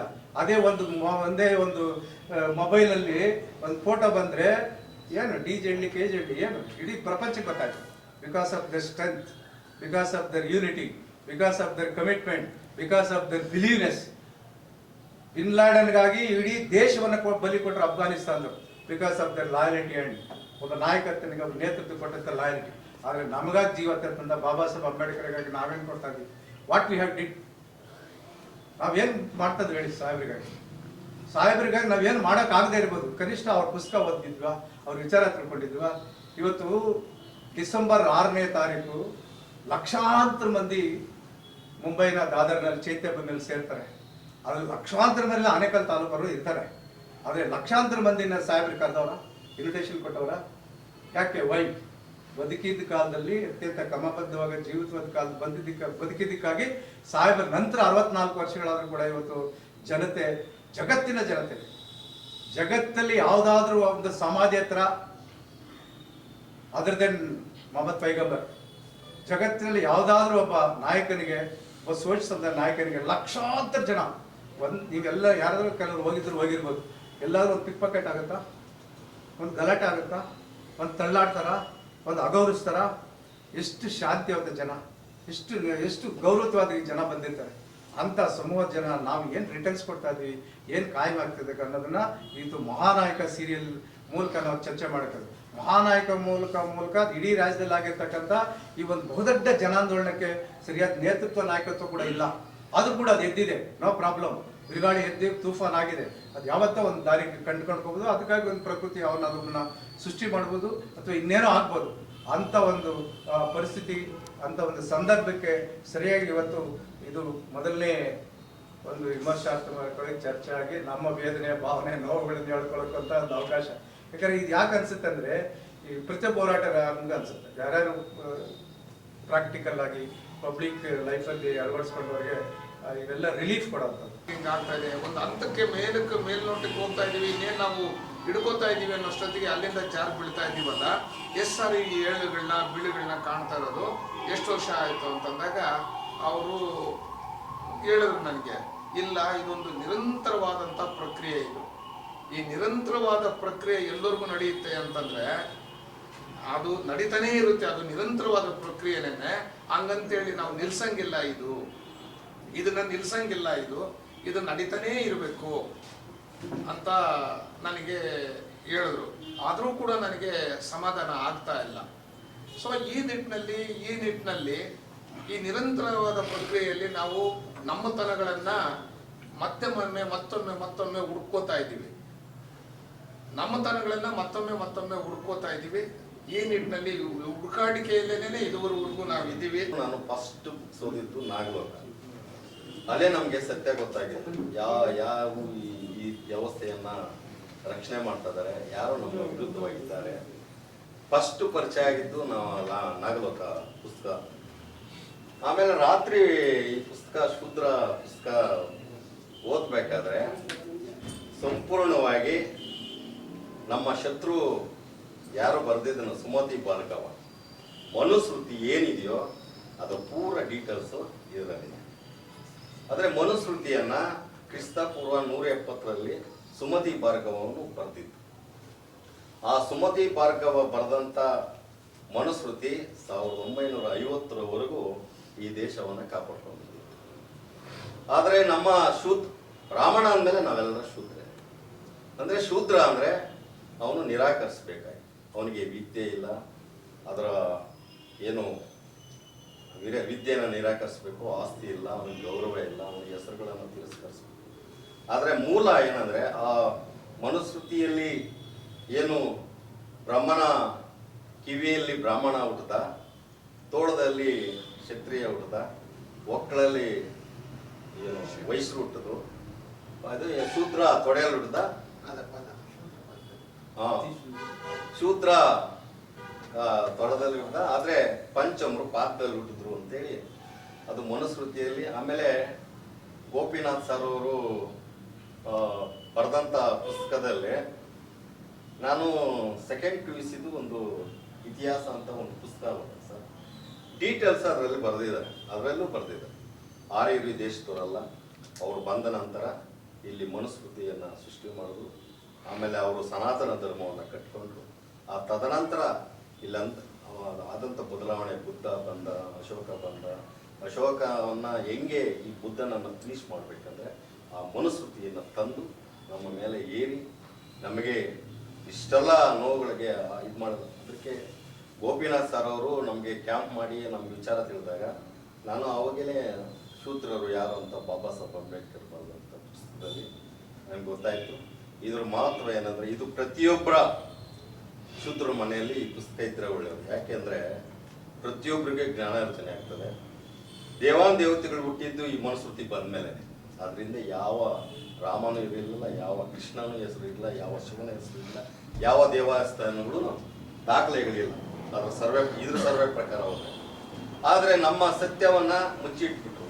ಆದ್ರೆ ಬಾಬಾ ಸಾಹೇಬ್ ಅಂಬೇಡ್ಕರ್ ಅವರು ಶೂದ್ರರು ಯಾರು ಅಂತಾಗ ನಾವು ಇಲ್ಲಿ ಯಾರಿಂದ ಶೂದ್ರರಾದ್ವಿ, ಯಾರಿಂದ ವಂಚಿತರಾದ್ವಿ, ಯಾಕೆ ಬೌದ್ಧ ಧರ್ಮ ಇಲ್ಲಿ ನಸಿದೋಯ್ತು ಅನ್ನೋದಕ್ಕೆ ಬಹಳ ವಿಶೇಷವಾದ ಗ್ರಂಥ ಅಂದ್ರೆ ಈ ಶೂದ್ರ ಅನ್ನೋ ಪುಸ್ತಕ. ಶೂದ್ರ ಅನ್ನೋರು ಈ ದೇಶದಲ್ಲಿ ಯಾರ್ಯಾರು ಶೂದ್ರರಿದ್ದಾರೋ ಈ ಪುಸ್ತಕವನ್ನು ಓದಿದ್ರೆ ನಿಜವಾಗಿ ಸಂವಿಧಾನ ಮತ್ತು ಬಾಬಾ ಸಾಹೇಬ್ ಅಂಬೇಡ್ಕರ್ಗೆ ಗೌರವ ತರುವಂತ ಸ್ಥಿತಿ ಬರ್ತದೆ. ಇಲ್ಲ ಅಂದ್ರೆ ಅಂಬೇಡ್ಕರ್ ಅವ್ರ ಬಗ್ಗೆ ಯಾರಿಗೂ ಕೂಡ ಆ ಗೌರವ ಬರೋದು. ಈ ಪುಸ್ತಕವನ್ನು ಓದ್ಬೇಕು. ಈ ಪುಸ್ತಕದಲ್ಲಿ ದೇವಾನ್ ದೇವತೆಗಳು ಹೆಂಗ್ ಹುಟ್ಟಿದ್ರು, ಗಾಳಿ ಹೆಂಗ್ ಅಂದ್ರೆ ಇವ್ರು ಹೇಳ್ತಾರೆ ಮನು ಅನ್ನೋನು ಈ ಗಾಳಿನ ಸೃಷ್ಟಿ ಮಾಡ್ದ, ಸೂರ್ಯನ ಸೃಷ್ಟಿ ಮಾಡ್ದ, ಈ ಸಮುದ್ರ ಸೃಷ್ಟಿ ಮಾಡ್ದ, ಹೆಣ್ಣನ್ನು ಸೃಷ್ಟಿ ಮಾಡ್ದ ಅಂತೇಳಿ ಇದರಲ್ಲಿ ಬರೆದಿದ್ದಾರೆ. ಆದ್ರೆ ಪ್ರಪಂಚದಲ್ಲಿ ಗೋಪಿನಾಥ್ ಸರ್ ಹೇಳ್ತಾರೆ ಅಂದ್ರೆ ಈ ದೇಶದ ಸಿಂಧೂ ನಾಗರಿಕತೆ ಬಯಲಲ್ಲಿ ನಾವಿದ್ದೀವಿ, ನಾವು ಸಮೃದ್ಧವಾಗಿದ್ದೀವಿ, ಸಮಾನತೆ ಇತ್ತು, ಸೋದರತ್ವ ಇತ್ತು, ಭೂಮಿಯನ್ನ ಗೌರವಿಸ್ತಾ ಇದ್ವಿ, ಸ್ತ್ರೀಯನ್ನ ಗೌರವಿಸ್ತಾ ಇದ್ವಿ. ಆದ್ರೆ ಮನುಸ್ಮೃತಿ ಬಂದ ಮೇಲೆ ಸ್ತ್ರೀಗೆ ಗೌರವ ಇಲ್ಲ, ಆಕೆಯನ್ನ ಒಂದು ನಿರಾಕರಿಸಿದ್ರು. ಆದ್ರೆ ಇವತ್ತು ಈ ಪುಸ್ತಕವನ್ನ ಮಹಿಳೆಯರು, ವಿಶೇಷವಾಗಿ ಮಹಿಳೆಯರು ಓದಿದ್ರೆ ನಿಜವಾಗ್ಲೂ ಅವ್ರ ಮಕ್ಕಳಿಗೆ ಒಳ್ಳೆ ಭವಿಷ್ಯವನ್ನ ಕೊಡ್ತಾರೆ. ಯಾಕೆಂದ್ರೆ ಈ ಪುಸ್ತಕ ತಲುಪಬೇಕಾಗಿರೋದೇ ಮಹಿಳೆಯರಿಗೆ. ಅದಕ್ಕೆ ಬಾಬಾ ಸಾಹೇಬ್ ಅಂಬೇಡ್ಕರ್ ಹೇಳ್ತಾರೆ ಮಹಿಳೆಯರು ದೇವಸ್ಥಾನಕ್ಕೆ ಹೋಗೋದು ಬಿಟ್ಟು ಗ್ರಂಥಾಲಯಕ್ಕೆ ಹೋದ್ರೆ ಅವ್ರ ಬದುಕು ಬದಲಾವಣೆ ಆಗ್ತದೆ. ಧರ್ಮಗಳ ಮರ್ಮವನ್ನ ನಾವು ತಿಳ್ಕೋಬೇಕಾದ್ರೆ ಈ ಪುಸ್ತಕ ನಮಗೆ ದಾರಿ.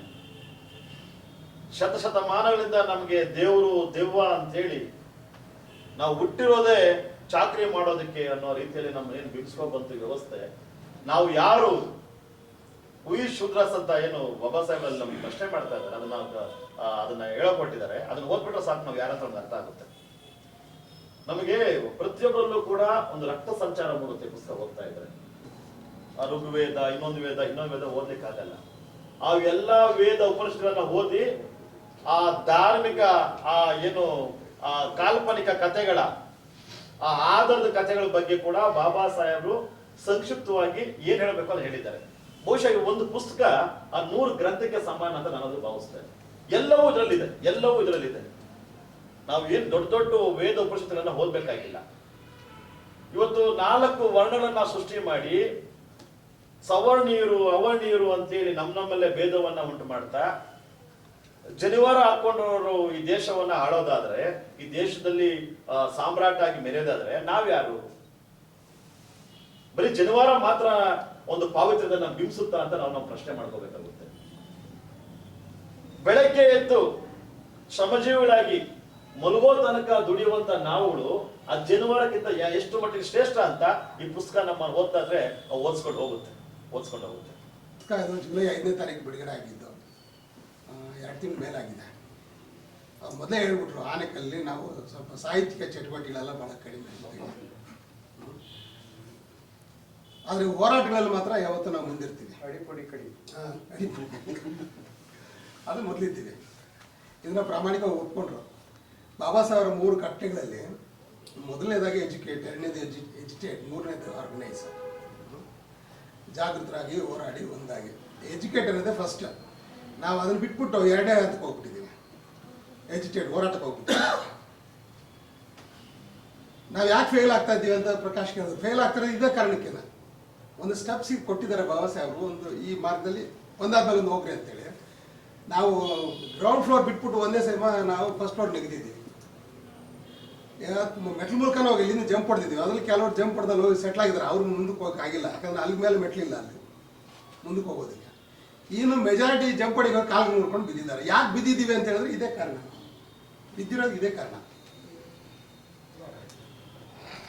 ಪ್ರಪಂಚದಲ್ಲಿ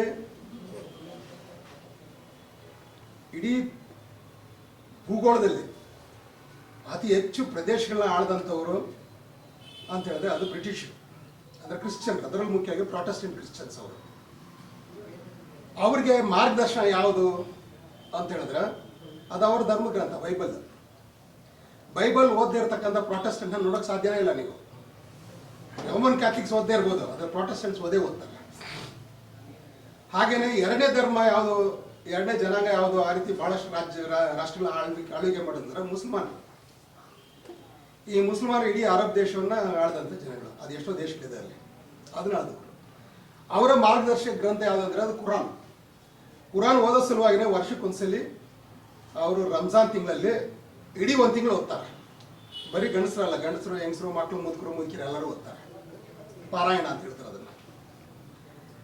ಇನ್ನು ಮೂರನೇದು ನಮ್ಮ ದೇಶದಲ್ಲಿ ಇರ್ತಕ್ಕಂಥ ಒಂದು ಧರ್ಮ ಯಾವ್ದಂದ್ರೆ ಸಿಖ್ ಧರ್ಮ. ಸಿಖ್ ಧರ್ಮದ ಕಥೆ ನಿಮ್ಗೆ ಗೊತ್ತಾಗಿದೆ. ಅವರ ಪವಿತ್ರ ಕ್ಷೇತ್ರವಾದಂಥ ಅಮೃತ್ಸರ್, ಅವರ ಗುರು ಆಗಿದ್ದಂಥ ಭಿಂದ್ರನ್ವಾಲ, ಅವ್ರನ್ನ ಮಟ್ಟ ಹಾಕೋದು ಇಂದಿರಾ ಗಾಂಧಿ ಸೈನ್ಯರ ಒಳಗೆ ನುಗ್ಗಿಸ್ತಾಳೆ. ಸೈನ್ಯರ ಒಳಗೆ ನುಗ್ಗಿಸೋದಕ್ಕೆ ಪ್ರೆಸಿಡೆಂಟ್ ಪರ್ಮಿಷನ್ ಕೊಡಬೇಕು. ಆ ಕಾರಣಕ್ಕಾಗಿ ಪ್ರೆಸಿಡೆಂಟ್ ಒಬ್ಬ ಸರ್ದಾರ್ಜಿ ಮಾಡಿರ್ತಾಳೆ ಜೈಲ್ ಸಿಂಗ್ನ. ಆ ಜೈಲ್ ಸಿಂಗ್ ಅದು ಯಾವ ಜ್ಞಾನದಲ್ಲಿ ಸೈನ್ ಮಾಡ್ತಾನೋ ಸೈನ್ ಮಾಡಿಬಿಡ್ತಾನೆ. ಸೈನ್ಯ ಒಳಗೆ ನುಗ್ತು, ಗುರುನ ಕೊಂದ್ಬಿಡ್ತು. ಅದ್ರ ಜೊತೆಗೆ ಆ ಪವಿತ್ರವಾದ ಸ್ಥಳವನ್ನು ಅಪವಿತ್ರ ಮಾಡಿಬಿಡ್ತು. ಆವಾಗ ಸಿಖ್ರು ಒಂದು ತೀರ್ಮಾನ ತಗೋತಾರೆ, ಚರಿತ್ರೆ ಯಾವತ್ತೂ ಇಷ್ಟು ದೊಡ್ಡ ಅವಮಾನ ಒಂದು ಧರ್ಮಕ್ಕಾಗಿಲ್ಲ. ಈ ಥರ ಒಂದು ಅಧರ್ಮಕ್ಕೆ ಕಾರಣ ಆದಂಥ ಇಂದಿರಾ ಗಾಂಧಿ ಅವಳು ಪ್ರಧಾನಮಂತ್ರಿ ಆಗಲಿ, ಅವಳನ್ನ ಬಿಡಬಾರ್ದು. ಹಾಗೇನೆ ನಮ್ಮವರೇ ಆಗಿರ್ತಕ್ಕಂಥ ಜೈಲ್ ಸಿಂಗ್ ಅವನ ಸತ್ರ ಇಲ್ಲಿ ಉಳೋಕೆ ಬಿಡಬಾರ್ದು ಅವನಿಗೆ ಅಂತ ನಿರ್ಧಾರ ತಗೋತಾರೆ. ಅದೇ ರೀತಿಯೇ ಜೂನ್ 6ನೇ ತಾರೀಕು ಅಮೃತ್ಸರದೊಳಗೆ ಗೋಲ್ಡನ್ ಟೆಂಪಲ್ ಒಳಗೆ ನುಗ್ತಾರೆ ಸುವರ್ಣ ಮಂದಿರದಲ್ಲಿ. ಅಕ್ಟೋಬರ್ 31ನೇ ತಾರೀಕು ಇಂದಿರಾ ಗಾಂಧಿನ ಖಾಲಿ ಮಾಡ್ತಾರೆ. ಯಾರಂದ್ರೆ ಅವ್ರ ಜೊತೆಲಿದ್ದ ಬಾಡಿ ಗಾರ್ಡ್ಸ್ ಸಿಖ್ರೇನೆ. ಆ ಸಿಖ್ರಿಗೆ ಯಾರಾದ್ರು ಇನ್ಸ್ಟ್ರಕ್ಷನ್ ಕೊಟ್ಟರು ಅಂದ್ರೆ ಇನ್ಸ್ಟ್ರಕ್ಷನ್ ಕೊಟ್ಟಿಲ್ಲ. ಅವ್ರಿಗೆ ಯಾರಾದರೂ ನಿಮಗೆ ಇಷ್ಟು ದುಡ್ಡು ಕೊಡ್ತೀನಿ, ಅಷ್ಟು ದುಡ್ಡು ಕೊಡ್ತೀನಿ, ಅವ್ರನ್ನ ಸುಪಾರಿ ಕೊಟ್ಟು ಕೊಲಿಸೋದಕ್ಕೆ ಯಾರು ಹೇಳಿದ್ರೆ ಇಲ್ಲ. ಅದು ಆನ್ ದೇರ್ ಓನ್, ಅವರೇ ಸ್ವತಃ ಸ್ವಯಂ ಸ್ಫೂರ್ತಿಯಿಂದ ಮಾಡಿತ್ತು. ಅವ್ರಿಗೆ ಆ ಸ್ಫೂರ್ತಿ, ಆ ಧೈರ್ಯ ಯಾಕಂದ್ರೆ ಪ್ರಧಾನಮಂತ್ರಿ ಕೊಂದ್ಮೇಲೆ ನಮ್ಮನ್ನು ಉಳಿಸೋಲ್ಲ ಅಂತ ಗೊತ್ತ ಅವ್ರಿಗೆ. ಗೊತ್ತಿತ್ತು ಅಂತ ನಿರ್ಧಾರ ತಗೊಳ್ಳೋದಕ್ಕೆ ಅವ್ರ ಮನಸ್ಸಲ್ಲಿರ್ತಕ್ಕಂಥ ಶಕ್ತಿಯ ಮೂಲ ಯಾವುದು ಅಂತ ಹೇಳಿದ್ರೆ ಅದು ಅವರ ಧರ್ಮಗ್ರಂಥ ಗುರುಗ್ರಂಥ ಸಾಹಿಬ್. ಇವರೆಲ್ಲರಿಗೂ ಒಂದೊಂದು ಗ್ರಂಥನೇ ಇರೋದು, ಒಂದೊಂದು ಪುಸ್ತಕನೇ. ಒಂದು ಬೈಬಲ್, ಒಂದು ಕುರಾನು, ಒಂದು ಗುರುಗ್ರಂಥ ಸಾಹಿಬ್. ಹಾಗೆ ಭಾರತ ದೇಶದಲ್ಲಿ ಅತ್ಯಂತ ಸಣ್ಣ ಜನಸಂಖ್ಯೆ ಇರೋರು ಅಂದರೆ ಪಾರ್ಸಿಗಳು. ಈ ಪಾರ್ಸಿಗಳು ಅವರ ಗುರು ಜರತುಷ್ಟ್ರ ಅವನು ಬರೆದಿರ್ತಕ್ಕಂಥ ಕೆಲವೇ ಒಂದು 25-30 ಪುಟಗಳ ಪುಸ್ತಕ ಅದು. ಅದನ್ನ ಫಾಲೋ ಮಾಡ್ಕೊಂಡು ಇವತ್ತು ಭಾರತ ದೇಶದ ಅತ್ಯಂತ ಶ್ರೀಮಂತ ಸಮಾಜ ಅಂತ ಹೇಳಿದ್ರೆ ಅದು ಪಾರ್ಸಿಗಳು. ಇವರೆಲ್ಲ ಒಂದೊಂದು ಪುಸ್ತಕನೇ ಇವ್ರ ಗುರುಗಳು ಬರ್ಕೊಟ್ಟಿರೋದು, ಇವರ ಪ್ರವಾದಿಗಳು ಬರ್ಕೊಟ್ಟಿರೋದು ಒಂದು ಪುಸ್ತಕನ. ಆದ್ರೆ ನಮಗೆ ಬಾಬಾ ಸಾಹೇಬ್ ಅಂಬೇಡ್ಕರ್ 21 ಪುಸ್ತಕ ಬರ್ಕೊಟ್ಟಿದ್ದಾರೆ. ಒಂದಲ್ಲ ಎರಡಲ್ಲ, 21. ಯಾವ ವಿಷಯದಾದ್ರೂ ತಗೊಳ್ಳಿ, ಆ ವಿಷಯದಲ್ಲಿ ಬಾಬಾ ಸಾಹೇಬ್ ಜಡ್ಜ್ಮೆಂಟ್ ಇದೆ, ತೀರ್ಪಿದೆ. ನೀವೆಲ್ಲ ಹುಡ್ಕೋಕ್ ಹೋಗ್ಬೇಕಾಗಿಲ್ಲ. ಇದ್ಯಾಕೆ ಹಂಗೆ, ಅದ್ಯಾಕೆ ಹಿಂಗೆ, ಹುಡ್ಕೋಕ್ ಹೋಗೋದೇ ಬೇಕಾಗಿಲ್ಲ ನಿಮಗೆ. ಇವತ್ತು ಕರ್ನಾಟಕದಲ್ಲಿ ಮುಖ್ಯವಾಗಿ ಈ ರಿಸರ್ವೇಷನ್ ಸಂಬಂಧಪಟ್ಟವಾಗಿ ಇಲ್ದಿದ್ದು ಗೊಂದಲ ಎಬ್ಸಿಟ್ಟಿದ್ದಾರೆ. ಎಬ್ಬಿಸಿ ನಮ್ಮಲ್ಲಿ ಜಗಳಕ್ಕೆ ಹಚ್ಚಿ ದಿನಾ ಪೇಪರ್ಗಳಲ್ಲಿ ಅದ್ರ ಬಗ್ಗೆ ಡಿಸ್ಕಷನ್ ನಡೀತಾ ಇದೆ. ಮತ್ತೆ ಒಬ್ಬರೊಬ್ಬರು ಬೈಕೊಳ್ಳೋದೇನು, ಲೇಖನಗಳು ಬರೆಯೋದೇನು, ಹುಚ್ಚುಚ್ಚಾಗಿ ಬರೀತಿದ್ದಾರೆ. ಯಾಕೆ ಹಿಂಗೆ ಆಡ್ತಾವೆ ಇವು ಅಂತ ಹೇಳಿದ್ರೆ ಇವಕ್ಕೆ ತಮ್ಮ ಗುರು ಕೊಟ್ಟಿರ್ತಕ್ಕಂಥ ಮಾರ್ಗದರ್ಶನ ಇವಾಗ ಗೊತ್ತಿಲ್ಲ. ಇವಕ್ಕೆ ಈ ಥರ ಜಗಳ ನಿಮಗೆ ಬೇರೆ ಸಮುದಾಯದಲ್ಲಿ ಕಾಣೋದಿಲ್ಲ. ಆರ್ಗನೈಸ್ಡ್ ರಿಲಿಜನ್ಸ್ ಅಂತ ಹೇಳ್ತಾರೆ, ಸಂಘಟಿತ ಸಮಾಜ. ನಮ್ಮದು ಸಂಘಟಿತ ಸಮಾಜ ಅಲ್ಲ, ಇನ್ನೂ ಇದು ಅಸಂಘಟಿತ ಸಮಾಜ. ಯಾಕೆ ಅಸಂಘಟಿತವಾಗಿದೆ ಅಂದರೆ ಸಂಘಟನೆ ಮಾಡೋದಕ್ಕೆ ಬೇಕಾದಂಥ ಮೊದಲನೇ ಪಾಯಿಂಟ್ ಏನಿದೆ, ಜ್ಞಾನ. ಆ ಜ್ಞಾನವನ್ನು ನಾವು ಇನ್ನೂ ಪಡೆದೇ ಇರೋದು. ನನ್ನ ಜನರ ಕೊರತೆ ಇರೋದೇ ಇದು ಅಂತೇಳಿ ಬಾಬಾ ಸಾಹೇಬ್ ಅಂಬೇಡ್ಕರ್ ಅವರ ಬ್ಯುಸಿ ಲೈಫಲ್ಲಿ 40 ವರ್ಷಗಳಲ್ಲಿ ಒಬ್ಬ ಮನುಷ್ಯ ಈ ಥರ ಸಾಧನೆ ಮಾಡಿದ್ರೆ ನಿಮ್ಮ ಪ್ರಪಂಚದಲ್ಲಿ ಎಲ್ಲರೂ ನೋಡೋಕ್ಕೆ ಸಾಧ್ಯ ಇಲ್ಲ. 3 ರಾಜಕೀಯ ಪಕ್ಷ, ಆಮೇಲೆ ಕೆಲವು ಒಂದು ಸಂಘಟನೆಗಳು, ಆಮೇಲೆ ವಿದ್ಯಾಸಂಸ್ಥೆಗಳು, ಪತ್ರಿಕೆಗಳು, 4-5 ಪತ್ರಿಕೆಗಳು, ಆಮೇಲೆ ಸದಾ ಕಾಲ ಮೀಟಿಂಗು ಅದು ಇದು ಅಂದ್ಕೊಂಡು ಯಾವಾಗಲೂ ಪ್ರಯಾಣದಲ್ಲಿರ್ತಕ್ಕಂಥವ್ರು. ಇದ್ರ ಜೊತೆಗೆ ಧರ್ಮ ಪ್ರಚಾರ, ಇವೆಲ್ಲದರ ಜೊತೆಗೆ 21 ಪುಸ್ತಕಗಳನ್ನ ಬರೆದಿದ್ದಾರೆ. ಅಂದರೆ ಇದು ಮನುಷ್ಯನಿಂದ ಅಸಾಧ್ಯವಾದಂಥ ಕೆಲಸ ಇದೆ. ಇಲ್ಲಿ ತನಕ ನಡೆದಿಲ್ಲ, ಇನ್ನು ಮುಂದೆ ಆಗೋದು ಗ್ಯಾರಂಟಿ ಇಲ್ಲ, ಯಾರೂ ಮಾಡಿಲ್ಲ. ಇಂಥ 21 ಪುಸ್ತಕಗಳು ಬರೆದಂಥ ಬಾಬಾ ಸಾಹೇಬ್ ಉದ್ದೇಶ ಏನಿತ್ತಂದ್ರೆ, ಅವ್ರು ಕೊನೆಗಾಲದಲ್ಲಿ ಹೇಳ್ತಾರೆ, I want to see my people as a ruling class, sharing the political power on par with others. ಇತರ ಎಲ್ಲ ಸಮುದಾಯಗಳೊಂದಿಗೆ ರಾಜಕೀಯ ಅಧಿಕಾರವನ್ನು ಸಮಾನವಾಗಿ ಹಂಚಿಕೆ ಮಾಡಿಕೊಂಡು ಈ ದೇಶದ ಆಳು ವರ್ಗ ನನ್ನ ಜನ ಆಗಬೇಕು. ಆಳು ವರ್ಗ, MLA MP ಅಂತೆಲ್ಲ ಹೇಳಿರೋದು, ಆಳು ವರ್ಗ ಆಗಬೇಕು ಅಂತ ಹೇಳಿದ್ರು, ರೂಲಿಂಗ್ ಕ್ಲಾಸ್. ಪಾರ್ಸಿಗಳಲ್ಲಿ ಯಾರು ಮಿನಿಸ್ಟರ್ ಆಗಲಿಲ್ಲ, ಚೀಫ್ ಮಿನಿಸ್ಟರ್ ಆಗಿಲ್ಲ, ಪ್ರೈಮ್ ಮಿನಿಸ್ಟರ್ ಆಗಿಲ್ಲ, ಆದರೆ ಅದು ರೂಲಿಂಗ್ ಕ್ಲಾಸ್. ಅದು ಆಳು ವರ್ಗ. ಹಾಗೆ ಇನ್ನು ಎಷ್ಟೋ ಸಮಾಜಗಳಿದ್ದಾವೆ, ಅವ್ರು ಯಾರು ಸಹಿತ ಆಳು ವರ್ಗ ಆಗಿಲ್ಲ, MP MLAಗಳು ಆಗಿಲ್ಲ, ಪಂಚಾಯತ್ ಮೆಂಬರ್ಗಳು ಆಗಿಲ್ಲ, ಆದರೂ ಅವರು ಆಳು ವರ್ಗ. ಅವರು ಹೆಂಗಂತ ಹೇಳಿದ್ರೆ ತಾವೇನು ಅಂದ್ಕೋತಾರೋ ಅದನ್ನ ಅವ್ರು ಪಡಿತಾರೆ. ತನ್ನ ಮಗ ಇವತ್ತು IPS ಆಗಬೇಕಂದ್ರೆ IPS ಮಾಡ್ತಾರೆ. ಆದರೆ ನಮ್ಮ ಮಗ ಇವತ್ತು ಅಪ್ಪ ನನಗೆ ಒಂದು ಒಳ್ಳೆ ಜೀನ್ಸ್ ಪ್ಯಾಂಟ್ ಇಸ್ಕೊಡು ಅಂತ ಹೇಳಿದ್ರೆ ತಂದೆ ಅದನ್ನು ಪೋಸ್ಟ್ಪೋನ್ ಮಾಡ್ತಾನೆ, ಮುಂದಿನ ಹಬ್ಬಕ್ಕೆ ಮಾಡ್ತೀನಿ ಇಸ್ಕೊಡ್ತೀನಿ ಅಂತೇಳಿ. ತನ್ನ ಮಗಳ ಕನಸು ಏನಿರುತ್ತೆ ಆ ಕನಸನ್ನ ಈಡೇರಿಸ್ಲಿಕ್ಕೆ ಆಗ್ತಿರುತ್ತೆ ಎಷ್ಟೋ ತಂದೆಗಳಿದ್ದಾರೆ.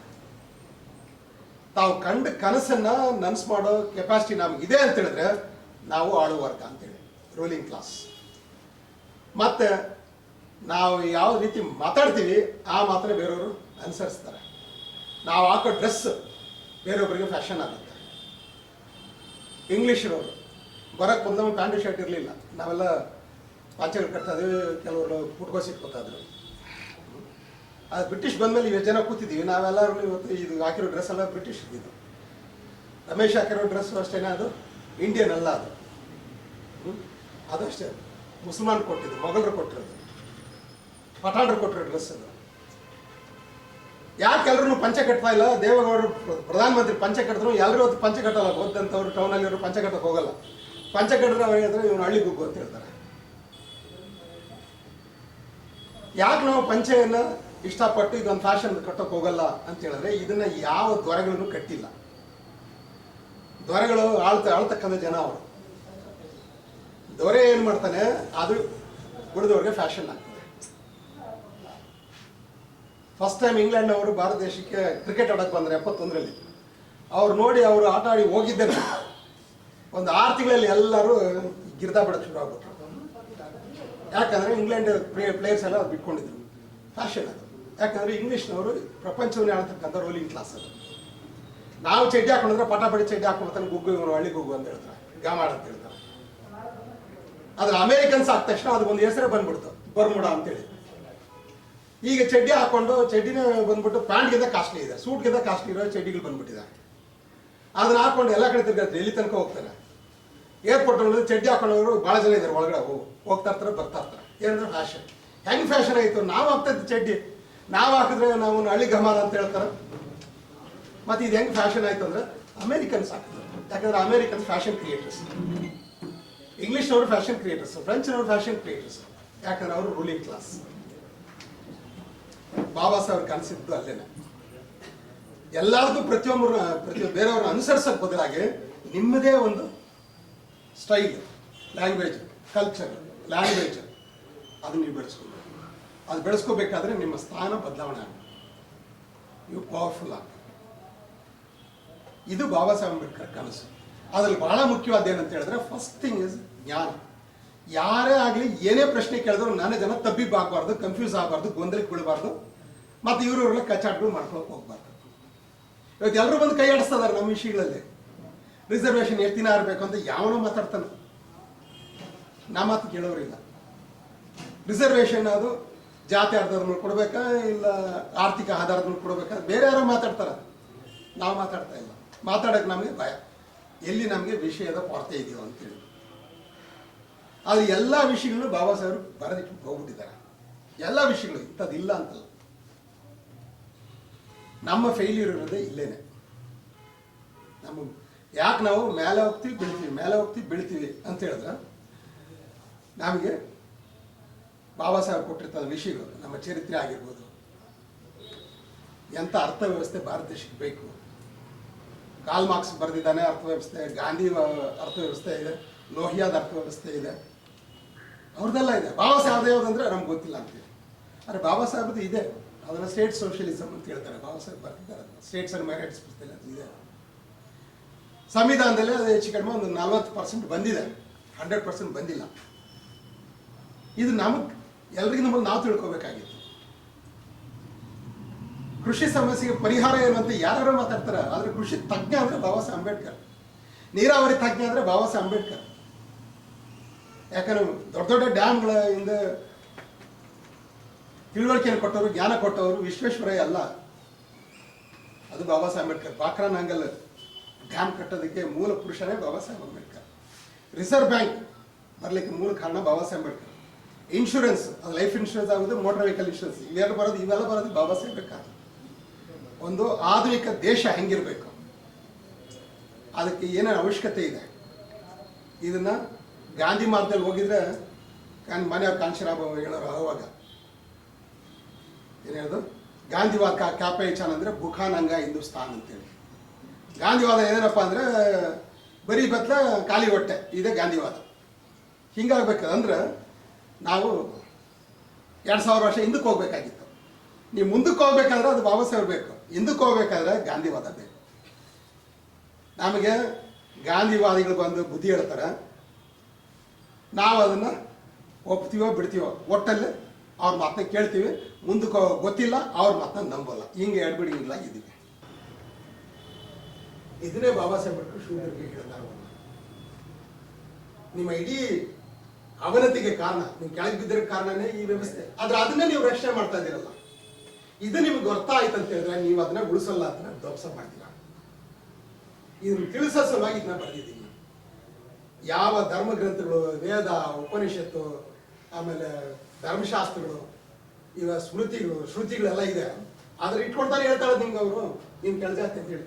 ಅದನ್ನೇ ಇವರು ಬಾಬಾ ಸಾಹೇಬ್ ಅಂಬೇಡ್ಕರ್ ವಿಶ್ಲೇಷಣೆ ಮಾಡ್ತಾರೆ, ಆಳಕ್ಕೆ ಹೋಗ್ತಾರೆ. ಇದು ಒರಿಜಿನಲ್ ಹೆಂಗಿತ್ತು, ಈಗಿರೋದು 4 ವೇದ, ಅದು 4 ವೇದ ಇರಲಿಲ್ಲ ಫಸ್ಟ್, ಇದ್ದಿದ್ದೇ 2 ವೇದ, ಅದರಲ್ಲಿ ಮುಖ್ಯ ಒಂದೇ ವೇದ ಇದ್ದಿದ್ದು ವೇದಗಳ ಕಾಲ. ಆ ವೇದಗಳ ಕಾಲದಲ್ಲಿ ನಿಯಮಸ್ಥಾನ ಏನಾಗಿತ್ತು ಅಲ್ಲಿಂದ ತೆಗಿತಾರೆ. ರಾಮಾಯಣ ಮಹಾಭಾರತ ಆಳಕ್ಕೆ ಹೋಗ್ಬಿಟ್ಟು ತರಾವರಿ ರಾಮಾಯಣಗಳಿದೆ, ತರಾವರಿ ಮಹಾಭಾರತ ಇದೆ, ಅದ್ರ ಒರಿಜಿನಲ್ ಏನಿದೆ ಆ ಒರಿಜಿನಲ್ ಹೋಗಿ ಅಲ್ಲಿಂದ ಹುಡುಕಿ ಹೇಳ್ತಾರೆ.